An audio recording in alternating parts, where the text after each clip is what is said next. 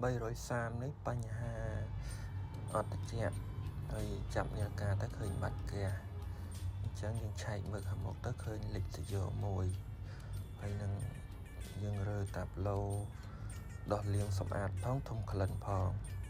ពេលយើងដោះចេញមកគឺដីច្រើនមិនដែលដោះលាងទេហើយដាច់ប៉ងដាច់អីហើយដាច់ប៉ងហ្នឹងធ្វើឲ្យខ្យល់ខ្សោយជីកាត់លូកាត់អីធំក្លិនចូលពេលដាច់ប៉ងដាច់អីអស់ហើយពេលដោះយកកញ្ឆេងចេញមកពុកកាមបាល់ហើយកញ្ឆេងហើយលិចនេះយើងលាងសាប៊ូឲ្យស្អាតហើយ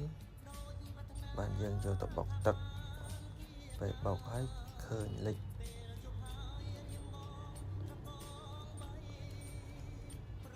នេះលាងសម្អាតហើយបិទប៉ងបិទក្លិនរួច